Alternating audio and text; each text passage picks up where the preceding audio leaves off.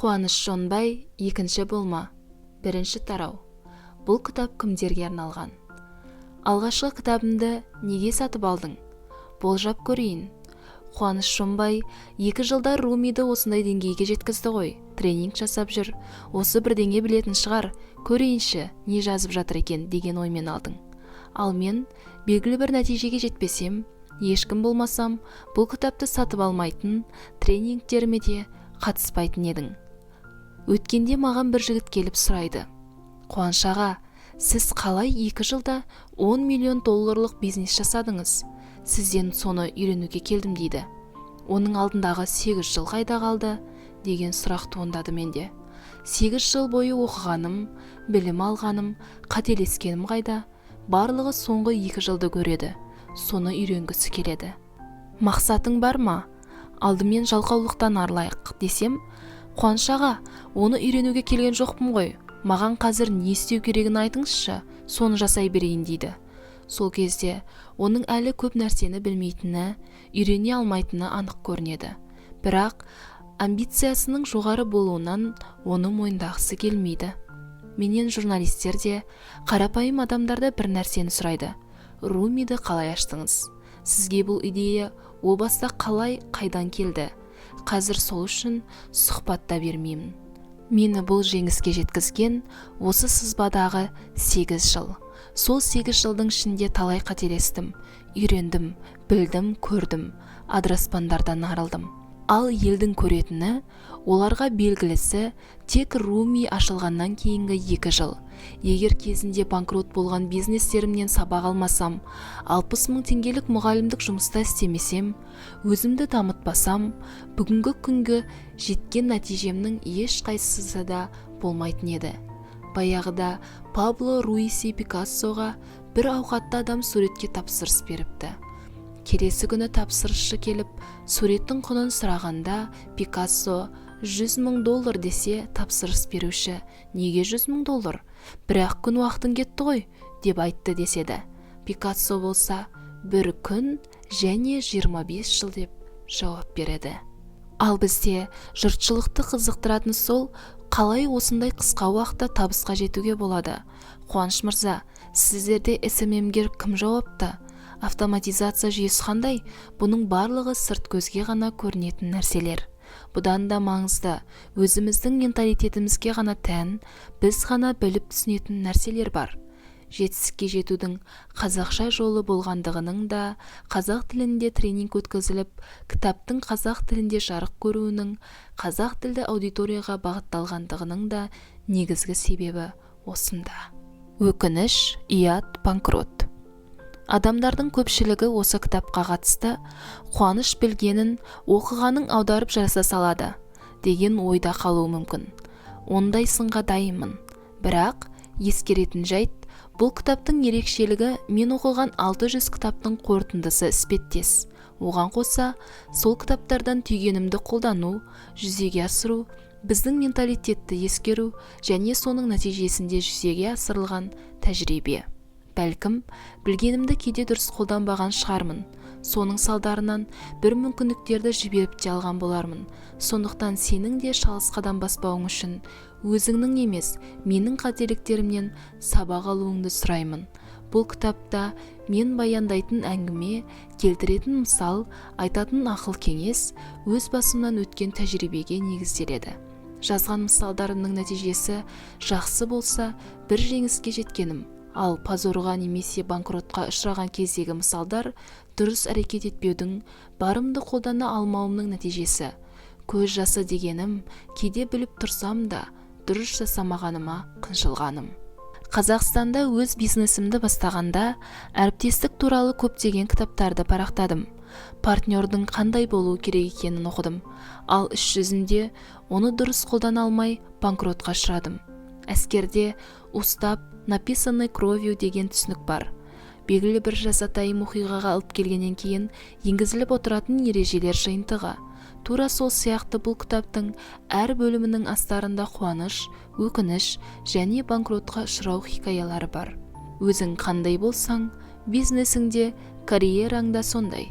Бұл кітапты жазамын деген ой пайда болғаннан бастап мен осыған дайындалдым. алдын ала тапсырыс бердім, мазмұнымен жұмыс жасадым. И ботаники делают бизнес деп аталатын кітаптың авторы Максим Котинмен ақылдастым. Бір сөзбен айтқанда, үлкен жұмыс жасалды. Бұнымен қатар біз Versus Академиясы аясында тренингтер өткіздік. Сол кездегі түсінгенім, бизнесті де, жұмысты да, карьераны да жасайтын адамның өзі. Бизнес туралы кітаптар бір техникаларды береді, ал адамды толық дамытпайды. Себебі олар алдарына бір ғана мақсат қояды: не бизнесті, не адамды дамыту. Өйткені ол не адамның жеке басын дамытуға, не бизнеске, немесе карьераға арналған болып келеді. Яғни бөлінеді. Ал негізінде бизнес пен карьераны жасайтын өзіміз. Сапаң қандай болса, тура сондай өнім шығады. Мысалы, сенің талғамың қандай болса, жасаған жұмысың да сондай. Тыңдайтын музыкаң, жасайтын презентацияң сондай болады. Жұмысқа ұқыптылығың, дизайның барлығы да соған сәйкес жүреді. Өз басым заң аясында немесе есеп-қисаппен жұмыс жасайтын адамдармен кездескенде, міндетті түрде ол адамның автокөлігіне, киген киіміне ерекше назар аударамын. Себебі киген киіміне ұқыпты болмаған адам менің құжаттарымы да ұқыпты болмайды. Ол автокөлігіне лас күйінде отыра берсе, ертең жұмысқа ұқыптылықпен қарамайды ғой. Сондықтан бизнесің немесе жасап жатқан жұмысыңның сенің дәрежеңнен ешқашан асып кетпейтінін есте сақта. Бұл жердегі сен, ол сенің білімің, эрудицияң, көзқарасың, шешім қабылдау жылдамдығың, принциптерің. Жалпы айтамыз ғой, кез келген бизнестің өлшенетін 4 параметрі бар деп. Олар бағасы, сервис деңгейі, сапа және жылдамдық. Бұл 4 көрсеткіштің артында негізінен үлкен жұмыс жатыр. Мысалға, арзан бағаны ұсыну үшін өзің эффективті болуың керек. Егер өмірде эффективті болмасаң, кәсіпте де эффективті бола алмайсың. Сондықтан бұл кітапта кәсіпкерге емес, карьера жасап жүрген менеджерге емес, адамдарға арнадым. Өйткені адам егер өзіне орысша айтқанда прокачка жасаса, оның көрсететін нәтижесі де сондай болады. Біз Versus аясында Руми Групптың кругозорды дамыту туралы курсын жүргіздік. Бұл курс барысында біз музыкада тыңдадық. Мысалы, джаз, блюз, біз көрмеген фильмдерді қарадық. Бұрын араласпаған адамдармен таныстық. Бұрын оқымаған кітаптар оқып, біз білмейтін өмір баяндармен таныстық. Бұның барлығы адамды дамытады. Руми Групптың арт директоры Абай Мырзаға курстың қатты әсер еткенін көзінен көрдім. Ол өзінің жұмысына бір жаңа бояулар енгізіп ерекшеленді. Ал бұл бояулар қайдан келді? Әрине, өмірден. Ой өрісіңді дамыту арқылы, бұрын білмеген көрмегенді тану арқылы келеді. Ең қарапайым мысал – презентация.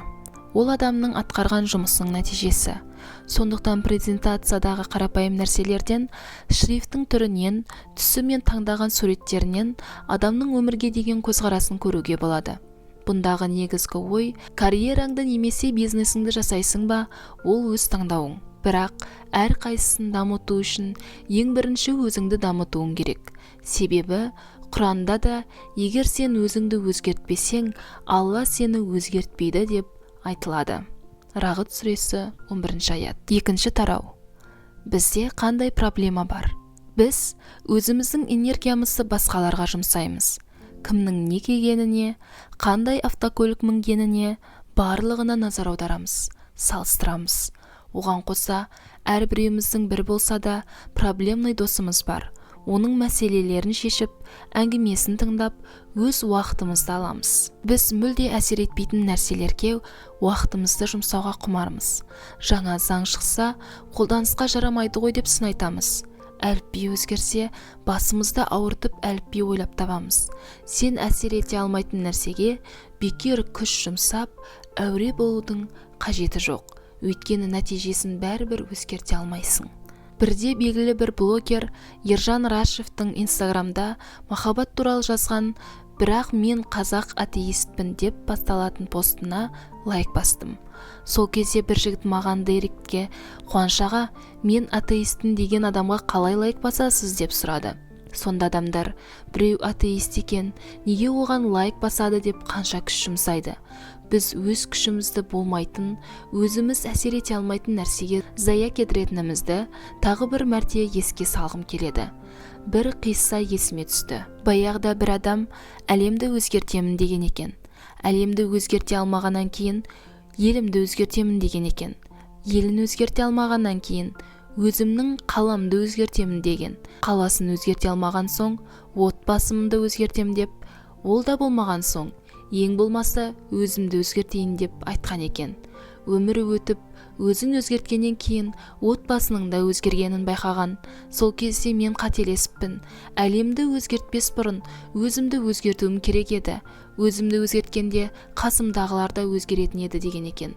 Сондықтан да энергиямызды, күш-қуатымызды өзіміз әсер ете алмайтын нәрсеге жұмсамау өте оңай және маңызды лайфхак деп білемін. Неге бізге қатысы жоқ мәселеге бұлқан-талқан болып, күйіп-пісіп, энергиямызды кетіріп, уақытымызды жоғалтамыз?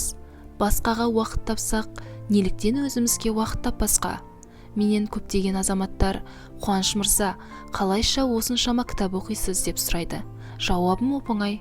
Біреуді өсектемесең, жаңа әліпби ойлап таппасаң, бостан-бос уақытыңды алатын таныстардан құтылсаң, онда кітап оқуға да уақытың жетеді. Алдыңғы жылы 62 кітап оқып шықтым. Осы жылы 70-ке жеткіздім. Кітап оқу өзіңді дамытудың негізгі құрамдас бөлігі. Осыны ұмытпа. Уақытты зая кетірмей, кітаптан білім нәрімен сусындап, шөліңді қандыр. Ескертетінім, кітаптың соңында маған пайдасы тиген кітаптар мен фильмдердің тізімін беремін. Кәдеге жарар деп ойлаймын. Тағы бір мәселе, біз өзімізге адвокат, ал біреуге прокурормыз. Қазір біреуге кішігірім болса да сын айтып көрші. Мысалы, неге кешіктің десең, өзін ақтап алу үшін 52 сылтау ойлап табады. Ал кешігіп баршы, неге біреудің уақытын бағаламайсың? Ерте шықпадың ба? Өзінше болып кетіпті дегендей, бұған да 52 сын тауып береді. Біреудің бойынан мін іздегенше, өзіңді түзет, мінсіз нұсқаңа талпын. Өзгемен емес, өзіңмен жарыс. Версус академиясында талай дәріс өткізіп, кейстерді қарастырдық. 500 мың теңге алып да, 10 мың теңге алып да тегінде тренинг өткіздік. Үңіліп қарасақ, бәрінде мәселе бір. Көп адамда мақсат жоқ, бірақ бұл қалыпты жағдай. Себебі, мақсатты айқындау қиын нәрсе. Бізде тағы жетістік жоқ. Қазіргі таңда барлығы да шет тілдерін үйреніп жүр. Заман талабына еліктейді. Курстарға жазылдым, тіл үйреніп жүрмін ғой деп өзін алдайды. Түбінде ештеңе шықпайды. Ал шын мәнінде жұрттан қалмау үшін емес, өзі үшін оқыса, IELTS 7 балл алса, жылына 3000 сөз жаттаса, міне бұл жетістік. Тағы бір айтып өтетін мәселе, бізде мотивация жоқ. Маған келетін адамдардың 80%-ның айтатыны, Қуаныш аға, маған мотивация беріңізші. Келіп палау сұраса берер едім, ал мотивация деген кейде бар, кейде жоқ нәрсе ғой. Қазіргі заманда ең қиын кезең ол жазғы және қысқы демалыс уақыты. Достарыңның барлығы қыста Таиландқа, ал жазда Түркияға демалуға кетеді. Сенің де барғың келеді ақ, бірақ мүмкіндігің жоқ. Басқаларға әрине ақша жоқ деп айтпайсың, уақыт жоқ дейсің. Бизнесте сәтсіздікке ұшыраған жағдайда бұйырмады, көз тиді, тағдыр жазбады деген әңгімелер айтылады. Оның себебін өзінен көрмейді, өзге біреуге немесе басқа бір жағдайға жаба салады. Қарызға белшеден бату, кредит, бұл да қазіргі таңда өте өзекті де өміршең мәселелердің бірі. Кредит кімде жоқ дейсің, барлығында бар. Инстаграмға бір қыз жазады. Қуаныш аға, айына 17 мың кредитім бар еді, соны төлеп беріңізші деп. Санап көрсем, кредиті 150 мың екен. Әрі қарай оқуға оңай болу үшін ол әңгімені диалог түрінде келтірейін. Ашылып жазып жатыр екенсің, бізге кел, жұмыс жаса дедім. Аға, жастайымнан тұрмыс құрдым, одан соң ажырасып кеттім, қолымнан ештеңе келмейді деп әлгі қыз жауабы қайтарды. Онда ыдыс-аяқ жуушы бол, 15 күн жұмыс істейсің, айына 72 мың теңге аласың.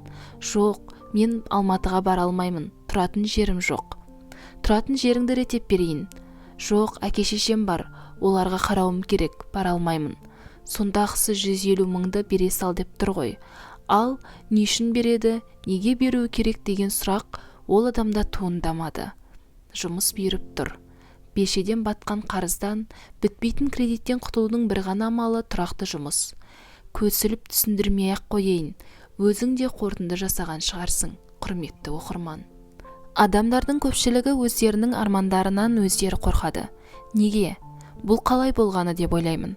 Бұған мақсат, мотивация мен жетістіктің жоқтығы себепкер. Өткен жылы Қазақстан ұлттық телеарнасында еліміздегі алғашқы бизнес туралы реалити шоу ұйымдастырдық. Үміткер деп аталады.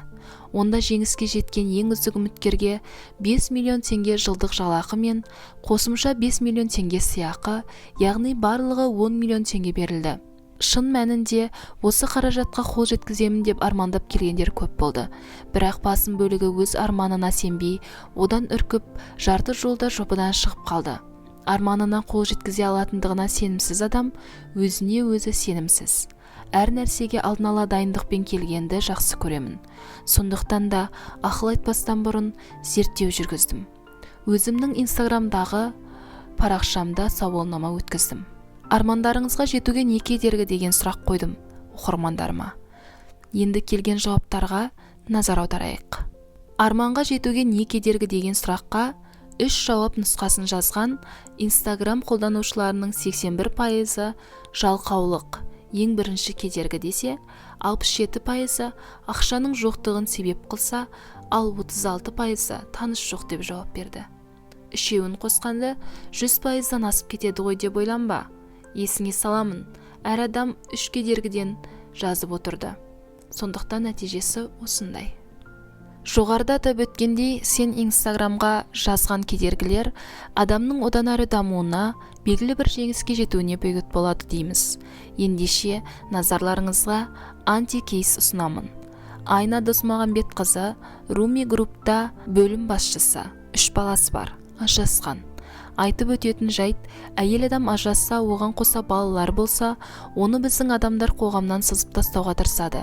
Кейде тіпті бір баламен қалған әйелдердің өздері қоғамнан алшақтап кетеді. Бірақ Айна ханым емес. Ол ажырасқан, 3 баласы бар. Есесіне ол мықты маман, біздің қызметкер. Оған қоса көп саяхаттайды, балаларына ерекше көңіл бөліп, әрдайым өзіне уақыт табады. Жақында Испанияның Бенидорм қалашығына барып, 5,5 километр қашықтықты теңізбен жүзіп, океанмен атағын алды. Руми группта атқаратын қызметі үшін өзінің тұрақты жалақысы бар. Дегенмен, 3 баланы асырау керек болғандықтан, барлығына жеткізу қиын ғой. Айна ханым жарысқа барамын деп алдына мақсат қойды. Туристік фирмамен келісті. Тегін ары-бері ұшып барып келді. Гидрокостюмін сатып алды. Әйтеуір мотивация жоқ, болмай қалды деген сылтаумен өзін ақтап қалуға тырыспады. Алды да жасады. Қолынан келді. Таныс жоқ деп отырмай, ақша жұмсамай-ақ алдына қойған мақсатына қол жеткізді. Форманың жоқтығы немесе барың мен жоғыңның айырмашылығы. Бізде бір мәселе бар. Адамдарда форма жоқ. Мысалы, мен тендермен айналыстым, бірақ кетіп қалдым. Неге? Деген сұрақ туындауы мүмкін. Себеп форманың болмауы. Тендермен айналысатын адамдарға не істеп жүрсің десең, біздікі бизнес деп жауап береді. Ал не бизнес екен айта алмайды. Себебі форма жоқ. Менің одан да палау сатамын деп айтқаным жақсы. Интернет желісінде талай мықты азаматтар бар, бірақ кім екенін айта алмайсың. Форма жоқ. Мысалы, біздің Версус Академиясының директоры Мейірбек мырза кезінде блогер болып жүрген. Қазір бизнес бойынша білім беретін академияның басшысы, яғни форма бар. Блогер дегеннен әлде қайда жақсы ғой. Егер өзіміздің нақты образымызды, формамызды қалыптастырып алмасақ, өзіміздің абстракциялы, жалқау еріншек образымызды жеңе алмаймыз. Идеал образымызға жету жолдарының біріншісі саяхаттау. Ел бармаған жаққа бару керек. Егер ел қатарлы солар барған жерге барсаң, саған тың идеялар келмейді. Мен жазда Сыктывкарға емес, барлығы сияқты Анталияға барсам, қазір Руми мейрамханалар желісі болмайтын еді. Егер мен басқа рестораторлар сияқты шабыттануға Стамбулға емес, Мәскеуге барсам, бәлкім дала мейрамханасы болмайтын еді. Нұсрет мырзаны, Мұрат шеф пен Оғыз мырзаны кездестірмес педім. Екіншісі кітап оқу. Кітапты біз алдымызға 3 түрлі мақсат қойып оқимыз. Шабыт алу үшін, ой түю үшін және сұраққа жауап табу үшін. Бұнда да барлығы оқып жүрген кітаптарды емес, өзгеше ойлауға жетелейтін, өзіңде қандайды бір қызығушылық тудыратын авторларды оқу. Ол сәнге еліктеп кітаптың бетін ашу емес, білім, шабыт іздеу, өзгеше идеяларды іздестіру болуы мүмкін. Маған қатты әсер еткен кітап «Финансист». Авторы Теодор Драйзер. Бір жақсы әңгіме бар, осы жерде есіме түсіп отыр. Бір баланың әкесі ұлын кітап оқуға баулудың жолын ұзақ іздестіреді. Бір күні ұлына күнделікті қажеттілігіне беретін ақшаны кітаптың бетіне жабыстырып отыруды ойлап табады. Содан баласы ақшаны іздеп жатып бір кітаптың бөлімін оқиды, екіншісін оқиды, сөйтіп кітап оқуды жақсы көріп кетеді. Өзімізге қажет образ қалыптастыруға көмектесетін кітапты таба білуіміз маңызды. ВКонтактедегі статус есіме түседі. Өміріңді өзгерту үшін бірақ кітап жеткілікті, ал ол кітапты табу үшін 10 000 кітап оқу керек. Жоғарыда айтып өткен «Финансистің» басты кейіпкері Фрэнк Каупервудтың тұлғасына, іс-әрекетіне қарап, өзіңе образ қалыптастырасың. Осы сияқты болуға ұмтылайыншы дейсің. Кітапты оқып, образ қалыптастырудың тағы бір жақсы жағы, ол образды, форманы өз көзіңмен көресің, түйсігіңмен сезінесің. Ол қатып қалған образ емес, оны өзің ойыңнан құрастырасың. Үшіншісі, телехикаялар. Қазіргі таңда телехикаялар өте көп. Олармен күресудің қажеті де жоқ. Сондықтан минусты плюске айналдыруымызда жақсы пайдалы телехикаяларды көреміз. «Миллиарды», «Черный список», «Форс-мажоры» деген сериалдарды көруге кеңес беремін. Ричард Таллер, америкалық экономист, мінез-құлықтық экономика саласындағы зерттеу үшін 2017 жылғы Нобель сыйлығын иеленген. Оның тұжырымдамасы бойынша, сен өзіңнің миыңды ойлау жүйеңді өзгерте алмайсың. Ол тек қана сенің әрекеттерің арқылы өзгереді. Абай атамыз мұны 100 жыл бұрын болмасаң да ұқсап бақ деп айтып кеткен. Бір танысым тендермен айналысады. Өзінің қағидалары бар, халыққа жақын болу, қарапайым киіну деген сияқты. Автокөлігі де соншалықты күшті емес. Жұмысы жүреді, бірақ мықты тендерлерді ала алмайды. Мәселе неде деп ойланады да Шамиль Аляутдиновтың дәрісіне барады. Сол кезде Шамильдің оған айтқаны, өзіңді табысты адам секілді ұста. Содан бері тек қана костюмге түн болды. Land Cruiser автокөлігін сатып алды, нәтижесінде ісі де алға басты. Брайан Трейсидің 1996 жылы жазған кітабында да осыған ұқсас мысал жазылған. IBM компаниясы жариялаған тендерге бір айтишник маман 2 есе арзан, бірақ 2 есе сапалы жұмысын ұсынған. Және бір компания сапасы 2 есе төмен, ал бағасы 2 есе жоғары өз жұмыстарын ұсынады. Араларындағы айырмашылық 4 есе. Бірақ жұмысы қаншалықты жақсы, ал бағасы арзан болғанымен айтишник жұмыс алмайды, ұтылып қалады. Тендер өткізген IBM-нің басшылығынан неге мен ұтылдым деп сұрағанда, түріңе қарап осындай жұмыс жасай алатыныңа сену қиын. Ал әлгі компанияның адамдарына қарасаң, олардың біздің компаниямен жұмыс жасай алатынына сенесің деп жауап береді. Айтайын дегенім, біз жақсыға ұмтылуымыз керек. Ұқсап бақ дегеніміз сол образға жанасатындай сәйкес жүріс-тұрыс, әдет қалыптастыру. Киім-кешекпен, шаш үлгісімен біз табысты адамдарға еліктей аламыз. Ұшақпен көп ұшамын. Сондағы байқағаным, эконом кластағы жолаушылардың барлығының қолында смартфон, планшет. Ойын ойнайды, кино қарайды. Ал бизнес кластағы жолаушылар кітап, газет оқиды, немесе шаршағандықтан ұйықтайды. Біз әдеттерімізбен ұқсай аламыз. Кітап оқып, мағыналы сөйлеп, ойымызды дұрыс және нақты жеткізіп, сапалы киім алып. Ең қызығы, бизнесте де осы қағидаларды ұстануымыз Румиді танымал етті ғой деймін. Бизнесте де алдымен тауардың сапасы, одан кейін оның орамасы, визуалды эстетикалық әсері маңызды. Маған кәсібін енді бастап жатқан не ісі бар кәсіпкерлер бизнес туралы, оның ішінде маркетинг туралы сұрақтарымен көп келеді. Әрине, бәрі барлық проблемаларын шешетін қарапайым сөздер мен фразаларды күтеді. Шындығында маркетинг буклеттердегі сиқырлы лозунгтер емес, немесе бизнестегі құпия трюк, компьютердегі жасырын программа емес. Бұл ең алдымен өз қолданушыларының қажеттілігін түсіну, сол қажеттілікті өтеу, оларға жақсы өнім беру жолындағы тынымсыз еңбек. Бәсекелестеріңнен бар өнімді аласың, оны тура сол бағаға сатасың, бірақ үстінен өзің 10 000 теңгенің сезімін қосасың. Тағы нақтылап айтайын, сезімін қосасың. Егер орта бағадағы мейрамхана ашсаң, ыдысың, дастархан, орындықтар, санфаянс, салфетка, қол жуатын сабыныңа дейін қымбат мейрамханадағыдай болсын. Егер қонақ үй ашсаң, Ритц Карлтондағыдай бәрін өзі мәнерінде жасайсың, бірақ бағасын аспандатып жібермейсің. Егер көп ақша тапқың келсе, көп ақша табатын адамдарға қарап, солар сияқты кейін. Егер бизнесіңді дамытқың келсе, өзіңнен қымбат бизнестерге қара. Солар істегенді істе. Сырт келбетің олардан кем түспеу керек. Өйткені сырт келбет адамның эмоцияларын тудырады. Біз алдымен көзбен ұнатамыз. Тамақ алдымызға келгенге дейін-ақ бұл дәмханаға екінші рет келетін келмейтінің жайында шешім қабылдайсың. Ал егер оның палауы дәмді болып шықса, мынадай дизайн мен баға үшін әрине міндетті түрде қайтып келесің. Ішкі комплекс жеңіс үшін таптырмас қазына. Кез келген ауруды емдеу диагностикадан басталады. Диагнозды анықталмаған ауру ең жаман ауру.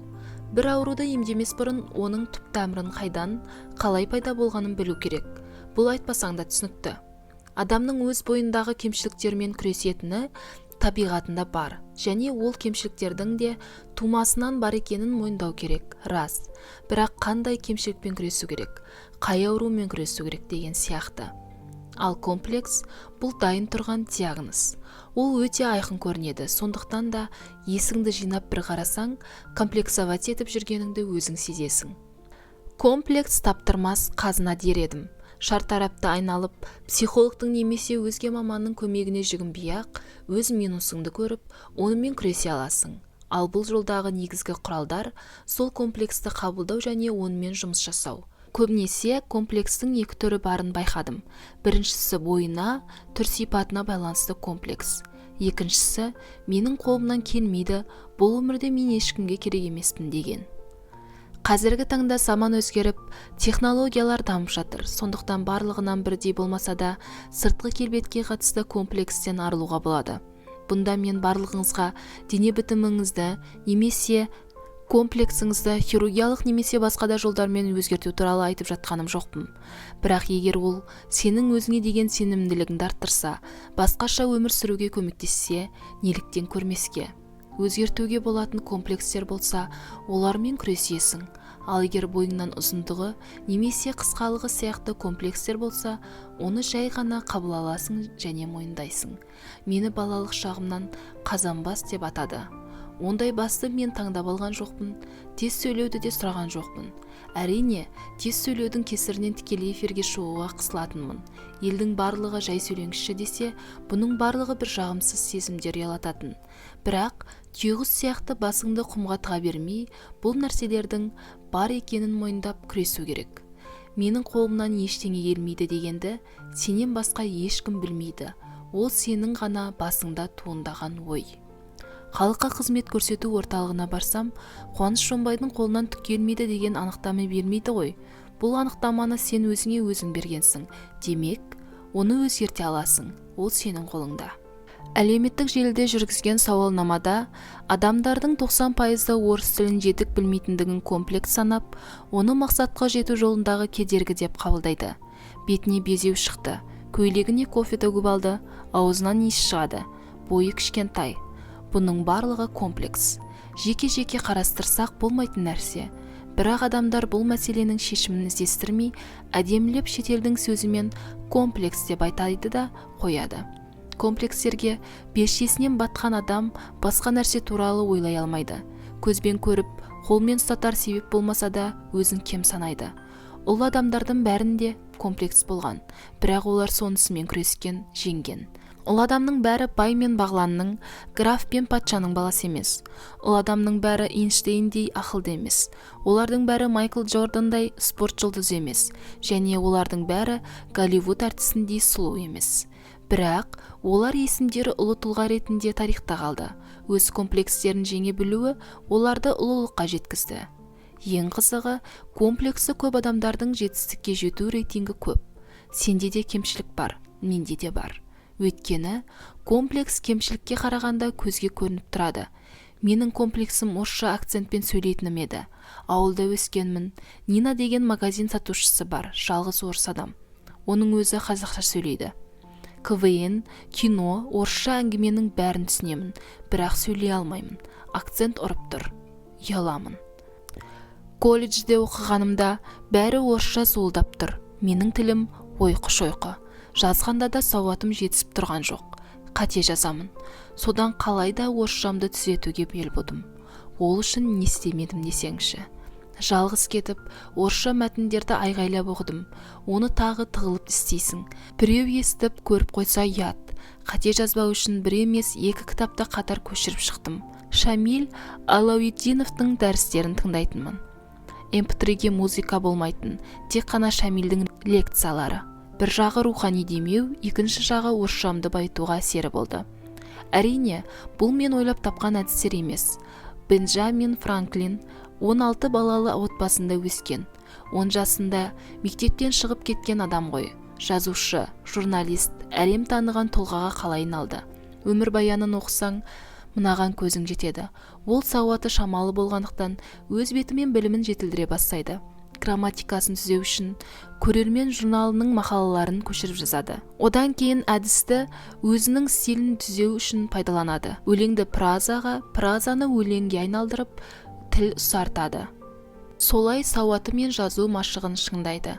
Брайан Трейси кітап оқу аздық ететінін, кітап оқуға мүмкіндік жоқ кезде тыңдау керегін айтады. Осындай тұлғалардың қолданған әдістері өзін дәлелдеген, сүйенуге тұратын тәжірибе. Комплекспен күресу әдетте адамды белгілі бір мүмкіндіктерден шектейді, кері итереді. Кемшілік деген сөздің өзі шартты.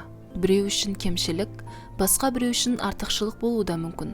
Бірақ осы кемшіліктің сенің еркіңе бағанатыны бар, бағынбайтыны да бар. Мәселен, бойым 175 сантиметр болса, мен 190 болып өзгере алмаймын. Әншілік қабілетім жоқ болса, ешқашан Димаш Құдайберген бола алмаймын. Комплекс сенің ойыңда ғана. Адамға көбірек нұсқан келтіретіні де комплекс. Бірақ оны жеңу де логикаға салғанда оңай. Өйткені Сократты тағы қайталасақ, мен өз ойымды басқара аламын. Ауылдың баласы деген комплексті, онда тұрған не бар екен? Еш жерім кем емес деген оймен ауыстыра аласың. Тіл білмеймін дегенді тез-ақ үйренемін деген оймен ауыстырасың. Комплекске таптырмас қазына ретінде қарасаң, сол кезде алға қойған мақсатыңа, жеңісіңе бір қадам жақындайсың. Сылтау. Өмірде ұстанатын қағидаларымның бірі сылтау айтпа. Бір іс қолымыздан келіп жатса, мен істедім, мен мықтымын деу, ол болмай жатса, оны жұрттан көру біздің қоғамға тән. Орынды орынсыз екеніне қарамастан, әркім өте көп сылтау айтады. Атанам бай емес, көшеде пробка, ұйықтап қалдым, тағы да басқа. Осы сылтауға қатысты бір мысал келтірейін. Мега Селкуэй орталығында үлкен Руми мейрамханасын аштық. Сол жердегі галереямен өтіп келе жатқанда, қарсы жағымызда орналасқан кофеханада адам өте көп көрінді. Ал бізде адам аз секілді. Операциялық директорымыз Қарақат ханымнан, неге оларда адам көп, ал бізде аз деп сұрадым. Қарақат ханым болса, олардың мейрамханалары кішкентай, сондықтан адам көп секілді көрінеді. Ал біздің мейрамхананың аумағы үлкен, негізінде адам саны бірдей сияқты деп сылтау айта бастады. Мен біздің және қарамағымыздағы жаңағы мейрамхананың адамдарын санап шығуға ұсыныс жасадым. Сөйтсек, біздің Румиде 38, ал оларда 50 адам отыр екен. Сол кезде неге оларда адам көп емес, бізде де адамдардың санын қалайша көбейтуге болады деген сұрақ туындады. Әріптесім Айдос мырза кез келген сұрақтың жауабын таба алатын адам. Неге оларда адам көп? Біліп келіңізші Айдос аға деп, сол кофеханаға оны жібердім. Бұл жағдайда менің несіне уайымдаймын? Олардың кофеханасы 50 адамға арналса, біздің Руми 150 адамға арналған деп, өзімді ақтап алуыма болатын еді. Негізі бұнда ешқандай проблема жоқ, бірақ мен оны өз-өзіме өзім жасап алдым. Айдос мырза 27 минуттан соң қайтып келді. Қуаныш, біріншіден олардың қызметкерлері баяу жұмыс жасайды. Сол үшін 20 минутта шығып кетсем деген адам 40 минуттай отырады. Бірақ ол жер жарық екен, сонысы жақсы деді. Өзіміздің мейрамханаға қарадық. Шынында да оларға қарағанда қараңғылау. сылтау айтқан жоқпыз, мәселені шешуге кірістік. Сол күні Қарақат ханым мамандарды шақырып, қалай болу керек деп сұрап, қажетті жарықты қосты да барлығын тәртіп, яғни заң бойынша жасады. Келесі күні саудамыз өсті. Сылтау айтудың қажеті жоқ. Жалпы ешқашан сылтау айтпаймын. Сені де соған шақырамын. Бұнда мен сылтау туралы үлкен трактат немесе сылтау айтпаудың жолдарын жазбаймын. Тек бір мәселені түсінуге және қабылдауға, өмірде қолдануға шақырамын. Ол сылтау айтпау. Неге батыс кітаптары бізге көмектеспейді? Бойымыздағы проблемалардың барлығын тізбектеп шықтық, анықтап алдық. Мақсат қоя алмаймыз. Эго, сенімсіздік, тағысын тағы, осының барлығы адам өмірінде бір дискомфорт туындатады. Бұл сезімнен адамның құтылғысы келіп тұрады. Сол кезде бас сауғалап батыс методикасын іздейді. Батыс авторларының бұл туралы мақсатқа жетудің 51 жолы, өзіңді дамытудың 88 жолы, арман табудың 16 жолы сияқты кітаптары өте көп. Триггер деген түсінік бар. Мысалы, адам өзін кедеймін деп сезініп жүрсе, ол кедейлік туралы әңгіме естісе, ойында ұстап, бірден оны миына қабылдап алады. Адам триггерлерге ілініп қалады да, сол триггерлерді іздей бастайды. Тура солай. Адамдар батыс методикасын іздестіре бастайды. Әрине, батыс кітаптары мен методикалары жұмыс істейді және олар пайдалы, бірақ олар сол жақтың азаматтары үшін, сол қоғамға бейімделген. Ал бізде өзіміздің қоғамға тән, осы ортадан шыққан ауруларымыз, проблемаларымыз, немесе әке-шешеміздің бойымызға сіңірген аурулары бар. Батыс кітаптары көмектеспейді емес, көмектеседі, егер біз қойған талап соған сәйкес болса. Ал біз қойған талаптар күнделікті өмірдегі қателіктеріміз бен кемшіліктер болғандықтан, батыс реалиясы бөлек, ал біз реалиямыз бір бөлек. Біздегі дизельді автокөліктер нашар, дұрыс жұмыс істемейді дейді. Өйткені бізде дизель нашар. Ал ол автокөлік шетелдік жолдар мен солардың дизеліне арналған. Байқасаңыз, батыс көліктерінің сипаттамасында 8 литр бензин жейді десе, бізде шамамен 11 литр бензин кетуі мүмкін. Себебі бізде жанармай сапасы нашар. Қайтадан батыс реалиясы мен біздің реалияның екі түрлі екеніне көз жеткіземіз. Сол сияқты, батыс кітаптары да солардың ішкі дүниесіне арналған. Ізденіс жолында жүргенімде Бодо Шефер, Роберт Кийосаки сияқты авторлардың кітаптары қолыма бірінші болып түсті. Олар шынында да мықты мотивация береді, болашаққа сенім сыйлайды, ертеңгі өмірің қандай болатынын әдемілеп, әсерлендіріп суреттеп береді. Бірақ бұл кітаптардың бірінші минусы, олар сенің ертең қандай болатыныңды айтады. Арманда мақсат қой, мотивацияң болу керек, еңбектен, сонда жетістікке жетесің дейді. Алға қадам жасауға дайын тұрғаныңда неден бастайтыныңды білмей қаласың. Яғни бұл кітаптар нені және қалай жасау керегін белгілеп бермейді. Көбіміздің мотивацияны жинап алып, іске келгенде еш нәрсені жүзеге асырмауымыздың себебі осында. Тауды да қопарып тастауға дайын болғаныңда не істейтініңді білмейсің. Ал мен өзім көп ойландым, көп зерттедім. Батыс моделінде кітаптардың көбі мотивация беру үшін жарамды екені күмәнсіз. Бірақ менің түсінгенім, қазақтарға әр қадамның жазылғаны, неден кейін нені жасайтыным белгіленіп, айтылғаны жағады. Біріншіден, компанияның атын ойластыр, екіншіден, салаңды таңда, үшіншіден, нарықты зертте дегендей. Сондықтан да жылдар бойы өзім қолданған, өзіміздің менталитетке сай жеңіске жетудің қазақша моделін ойластырдым. Ұзақ жыл бойы өзімді дамыту, минустарыммен күресу, армандау, тағы да басқа барьерлер мен дайындықтар арқылы өтіп, қазіргі күні жеңіс жолында келемін. Батыстағы модель және қазақша модель. Батыста идеалды әлемді құрып, оны сенің әлемімен байланыстырады. Барлығы өз қолыңда, сен мықтысың, визуализация жаса дейді, мотивация береді. Адам армандайды, соның барлығын қалайды, көз алдына елестетеді, бірақ бұдан нәтиже шықпайды. Оның салдары депрессия. Ал негізінде бізде қалай? Қазіргі сен мен сенің мінсіз нұсқаң бар. Яғни, сен идеалды әлемге ұмтылмайсың, керісінше бойындағы адыраспандармен, кемшіліктермен күресіп, өзіңді дамытып, мінсіз нұсқаңа ұмтылып, әрдайым даму үстінде жүресің. Жетістік жоқ, жеңіс бар. Батыстағы жалпы жетістік теориясы бізге көмектеспейді. Өйткені оларда жетістікті басты мәселе етіп қарастырады. Жетістіктің не екенін біз біріншіден түсінбейміз. Екіншіден, бізде мақсат жоқ.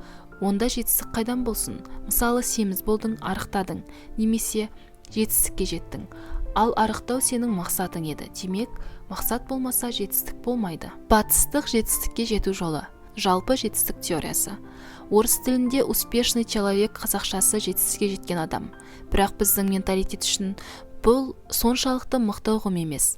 Ол қазақтардың жүрегіне жетпейді. Мысалы, Қуаныш Шонбай жетістікке жеткен адам десе, арғы жағында не істеді, қалай жетістікке жетті, соншама кім екен ол деген сұрақ туындайды. Ал Қуаныш Шонбай Қазақстан бойынша 10-нан астам мейрамхананың басшысы, мейрамханалар желісінің негізін қалаушы десе, түсінікті және миға қонымды. Таңертең тұрғанда мен жетістікке жеткен адам боламын емес, бір межеге жетейін, жеңейін деп тұрсаң, ол бізге жақындау. Біздің менталитетке сай келеді. Оған қоса жетістік қазақтар үшін қауіпті нәрсе. Бізде қазақтардың арасында ең мықты спорт түрлерінен 2 дүркін олимпиада чемпиондары жоқ. Қазақстандықтар бар, бірақ қазақ емес. Неге жоқ деген сұрақ туындайтын шығар. Өйткені олар өз ісін ұмытып, жетістікке жеткеннен кейін депутат, әкім немесе директор болып кетеді. Жетістік пен жеңістің айырмашылығы бар. Көзге көрінбеуі мүмкін, бірақ уақыт өте келе оны түсінесің. Бір көзбен қарағанда ол екеуі бірдей нәрсе болуы мүмкін. Мысалы, айталық, Land Cruiser автокөлігін алу біреу үшін тағы бір жеңіс. Одан кейін күштірегін алады, тағысындағы. Ал біреу үшін барлық өмірінің арманы оған қол жеткізіп, бұл жеңіс жүрегіне түседі. Болды, жетістікке жеттім деп, сол бір орында қалып қалады. Не істейді? Іше бастайды, тойлайды, құмар ойындарға беріледі, тағысын тағы. Бұл көзге көрінетін салдары. Көрінбейтіндерден адамда қолымнан барлығы келеді, мен мықтымын деген сезім пайда болады. Бір жетістік адамға үлкен күш-қуат береді, ал оның жақсы жағына қарағанда жаман жағы басым болуы мүмкін. Біз үшін бұл өте қауіпті. Ал батыста олай емес. Мысалы, Майкл Фелпс 23 дүркін олимпиада чемпионы. Оған депутат болшы десең болмайды. Себебі өзі бейімделген, таңдап алған саласы бар. Оларда тәрбие басқа, ал бізде берілетін тәрбие басқа. Сондықтан бізге жетістікке жетуге болмайды, жеңіске жету керек. Бізде 90% адамда мақсат жоқ. Бірақ әрқайсының бір жауы бар. Осы досыма мен әлі көрсетемін дейтін. Бәрінің біреуге реніші бар. Сол адам бізге нысана. Әрине, көшпенді халықтың ұрпағы болғандықтан бәлкім нысана белгілеу бізге оңайға түсетін шығар. Бізге нақты нысана керек. Қазір адамдардың мақсатын сұрасаң, олар ақша табу, көтерілу деп жауап береді. Барлығы абстракциялық нәрселер. Нысана деген бұл нақты көзделген объект. Алдыңа мақсат қою қиын. Бірақ осы мақсатқа қол жеткізген соң, көп адамдар жұлдызды ауруға ұрынып босаңси бастайды. Сондықтан үлкен жетістікке емес, оның жолындағы кішігірім жеңістерге ұмтылу керек. Мақсат қою, өзіңді шектеу. Жақында ғана Астана қаласында 10-шы мейрамхана аштық. 8, 10 немесе 20 мейрамхана ашамын деп алдыма мақсат қойып, өзімді шектеген жоқпын. Кім біледі, мүмкін мен 50 мейрамхана аша алатын шығармын. Ең бастысы, мақсатқа апаратын жолда жүру. Руми группты ашқанда алдыма қойған мақсатым сапаны қолжетімді ету болды. Сапалы интернетті, сапалы майлықтарды қолжетімді ету. Неге оның барлығы қымбат мейрамханаларда болады, неге біздің мейрамханада да сапалы су сабын қолданбасқа, елге сапалы тағам ұсынбасқа? Осындай мақсат пен арманның аясында Руми групп дамыды.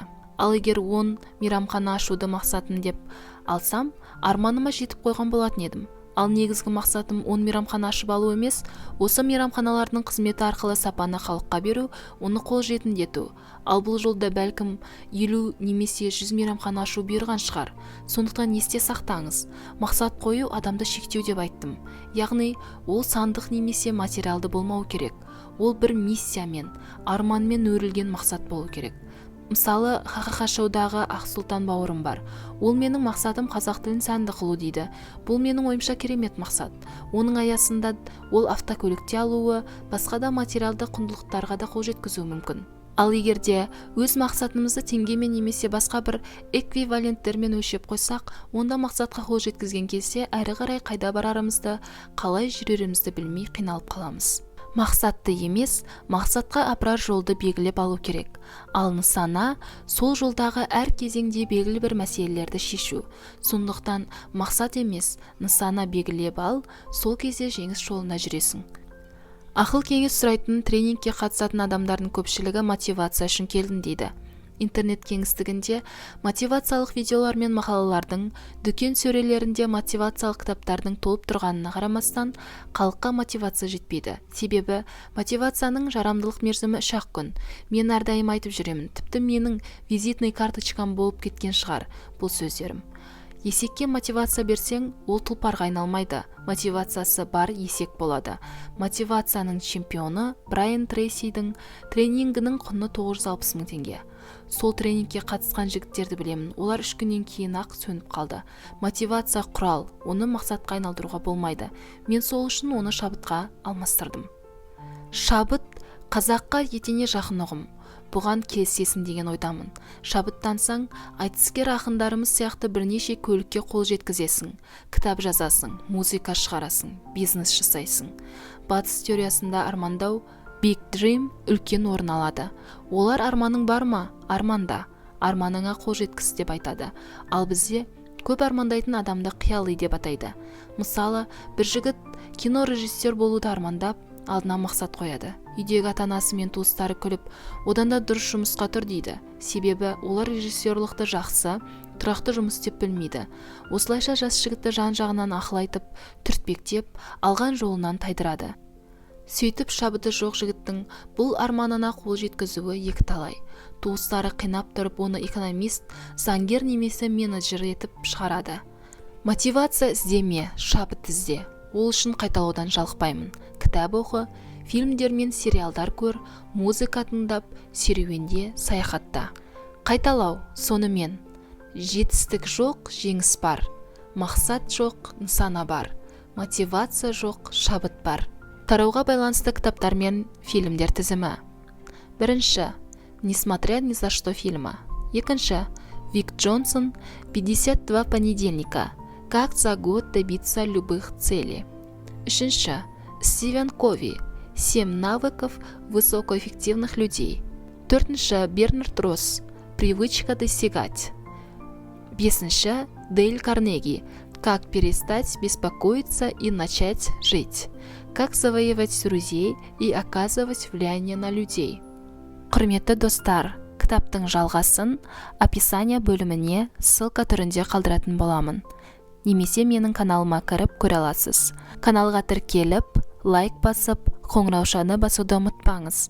Сіздердің қолдауларыңыз біз үшін өте маңызды.